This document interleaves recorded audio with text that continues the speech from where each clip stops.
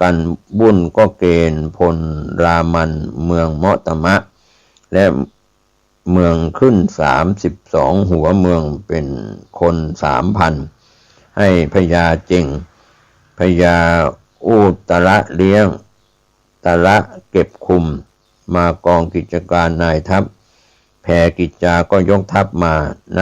3 ศพท่าดินแดงจัดแจงการทั้งปวงตามรับสั่งพระเจ้าอังวะเจ้าพม่าอังวะชื่อมังละนี้ครองเมืองพม่า13 ปีก็ตายแต่ก่อนจะตายก็สร้างเวรไว้มากเหลือเกินประกันบุญเจ้าเมืองเมาะตมะลูกน้องเจ้านั้นถืออำนาจเจ้านายก็เร่งรัดเก็บเอาเงินแก่ครอบครัวพวกมอญได้รับความอดอยากยากแค้นว่าพม่าข่มเหงนักจึงชวนกันจับแพกิจจาแม่ทัพจับไพร่พลพม่าฆ่าเสียทั้งสิ้นที่ท่าดินแดงแล้วมอญก็ยกทัพกลับเมืองเมาะตมะเมืองพระเจ้าฟ้ารั่วลูกเขยพ่อขุนรามคำแหงเก่าในยุคอดีตพวกมอญทั้งหลายที่เป็นเมืองขึ้นก็พร้อมใจกันยกเข้าปล้นเมืองเมาะตมะซึ่งขณะนั้นพม่ามาครองอยู่แถมโห่เป็นเสียงคนไทยเสียด้วยสิพ่อเอ๋ยทำให้ประกันบุญกับพรรคพวกพม่าตกใจไม่สู้รบหนีไปเมืองย่างกุ้งแล้วทูลเสนอขึ้นไปถึงเจ้าอังวะว่ามอญเป็นกบฏฝ่ายนายทัพนายกองสมิงรามันได้เมืองเมาะตมะแล้วก็ยกขึ้นไปตีได้เมืองจิตตองเมืองหงสาแล้วยกไปตีเมืองย่างกุ้งหักเข้าไปได้ครึ่งเมืองแล้วเจ้าอังวะจึงให้แซบุนกี้ถือพลพม่า10,000ลงมารบกับมอญน้อยกว่าสู้ไม่ได้ก็หนีกลับมาบ้านเก่าคือเมืองเมาะตมะแซบุนกี้ก็ตีตามมอญเข้ามาอย่างใกล้ชิดมอญเห็นท่าสู้ไม่ได้แน่ก็พากันหนีเข้ามาพึ่งพี่ไทยแยกกันมาเป็นหลายสายเข้ามาทางเมืองตากบ้างผ่านเจดีย์3 องค์ทางเมืองการบ้างพม่าก็ตามมอญเข้ามาทุกทางที่ตามทันพม่าก็เอาตัวไปที่หนีรอดเข้าเขตไทยได้พี่ไทยก็แบมือรับน้องมอญไว้เพราะเอ็นดูว่าน้องตกยากลำบากหนักหนาแล้วบากหน้ามาพึ่งพี่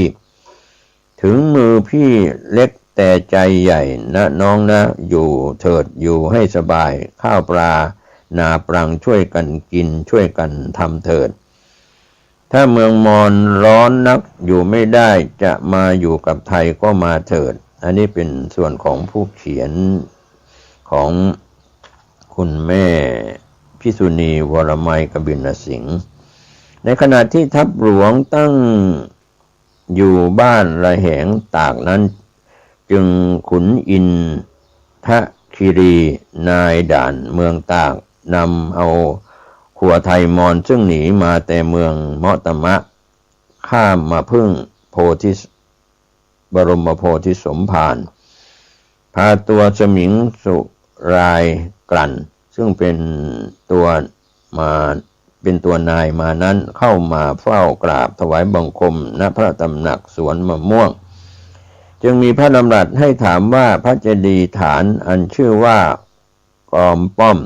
ณเมืองเมาะตมะนั้นยังปกติดีอยู่หรือสมิงสุรายกลั่นกราบทูลว่ายังปกติดีอยู่จึงดำรัสให้ถามอีกว่าพระมหาเจดีย์เกศธาตุณเมืองย่างกุ้งซึ่งว่าฉัดยอดหักลงมานั้นยกขึ้นได้แล้วหรือสมิงสุรายกลั่นกราบทูลว่าพระเจ้าอังวะให้มาปฏิสังขรณ์3 ปีแล้วยังหายกขึ้นได้ไม่จึงตรัสถามว่าลือมาว่านางรามันบุตรีคนเข็นใจอายุได้14-15 ปีรู้อัตธรรมเกิดที่เมืองเมาะตมะนั้นมีจริงหรือสมิงสุรายกลั่นกราบทูลว่ามีจริงอยู่แต่ยังหาได้ส่งขึ้นไปเมืองอังวะไม่พ พอเวลาบ่ายจึงดำรัสให้พญายมราชแขกยกกองทัพไปขัดด่านอยู่ณท่าดินแดงรับครัวมอญกับจะได้ต่อรบทัพพม่าซึ่งยกตามมอญมานั้นจึงโปรดให้พระยากำแพงวิชิตคุมพล 2,000 เศษอยู่รักษาเมืองตากคอยรับครอบครัวมอญดูเถิดสมเด็จพระเจ้าตากสินมหาราชท่านทรงเมตตาต่อสัตว์ผู้ยากผู้หวังมาพึ่งพาอาศัยหนีร้อนมาพึ่งเย็นก็เพียงนี้ผู้จาปราศัยอย่างไม่ถือองค์ถามข่าวคราวทุกสุขทรงจัดให้ทหารไปรับครัวมอญและให้ต่อสู้กับพม่าเพื่อช่วยมอญด้วยอย่างนี้คนซึ่งหนีร้อนมาพึ่งพระบรมโพธิสมภารจะมีปราบปลื้มยินดีเป็นที่สุดในชีวิตหรือที่เราช่วยมอญไว้ครั้งนี้ทำให้พม่าเก๋ไก๋ได้ว่ายกทัพตามครัวมอญเข้ามาแต่ความจริงนั้นมังละตั้งอกตั้งใจดำไว้แล้วว่าจะเข้ามาตีไทยให้ยับเยินไม่ได้ตั้งตัวได้เลยอันนี้ก็เป็นส่วนหนึ่งซึ่งนำเล่าให้ท่านได้ติดตามข้อมูลวันนี้ผมเกษตรเพชรสำริดบรรณาธิการข่าวก้าวหน้านิวก็ขอบคุณผู้รวบรวมนะครับภิกษุณีวรมัยกบินสิงห์ซึ่งเป็นภิกษุณีจากจังหวัดนครปฐมก็ได้เรียบเรียงไว้พิมพ์เป็นครั้งแรกเมื่อปี 2516 ก็เป็นข้อมูลท่านใช้วิจารณญาณในการรับข้อมูลเรื่องนี้ทำให้ฝ่ายโลกฝ่ายธรรมเจริญรุ่งเรืองโชคดีทุกท่านทุกคนที่ได้ติดตามข้อมูลสวัสดีครับ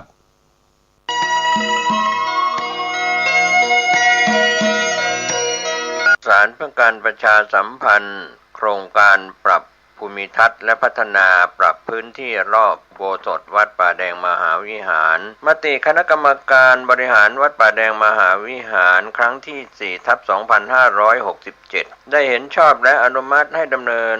โครงการใช้เงินบริจาคและเงินสะสมของวัดเพื่อพัฒนาปรับพื้นที่ของวัดป่าแดงมหาวิหารจึงขอเชิญชวนผู้มีจิตศรัทธาร่วมพัฒนาเพื่อถวายเป็นพระราชกุศลถวายพระเจ้าสามฝั่งแกนและพระเทวีพระเจ้าติโลกราชพระเมืองแก้วและอดีตเจ้าอาวาสวัดป่าแดงมหาวิหารมี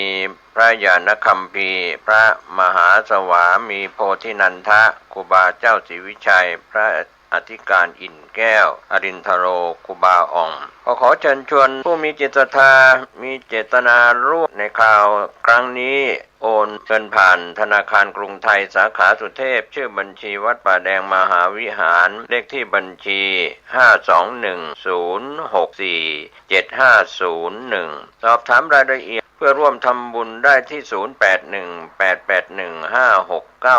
ก็เป็นโครงการปรับภูมิทัศน์และพัฒนาปรับพื้นที่รอบอุโบสถวัดป่าแดงมหาวิหารตำบลสุเทพอำเภอเมืองเชียงใหม่จังหวัดเชียงใหม่โครงการนี้เริ่มดำเนินการท่านที่จะร่วมบุญร่วมกุศลร่วมอนุโมทนาได้บุญได้กุศลได้ความดีโดยทั่วหน้ากัน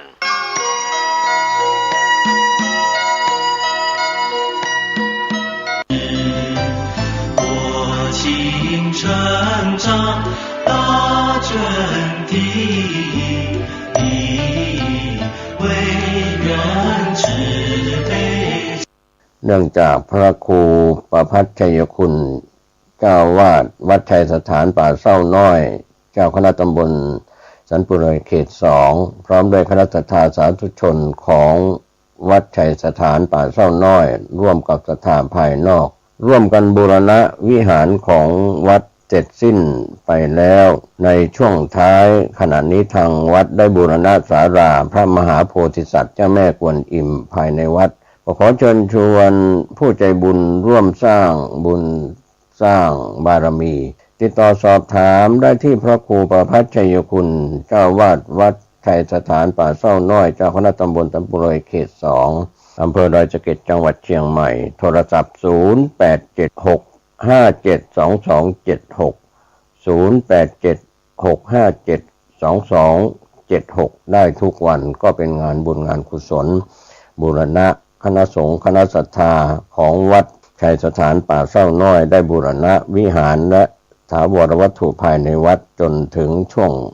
ท้ายบูรณะศาลาพระมหาโพธิสัตว์เจ้าแม่กวนอิมก็เป็นการเสร็จสิ้นในการบูรณะปฏิสังขรณ์ก็ขอท่านผู้ใจบุญร่วมสร้างร่วมบูรณะได้บุญได้กุศลได้ความดีโดยทั่วหน้ากัน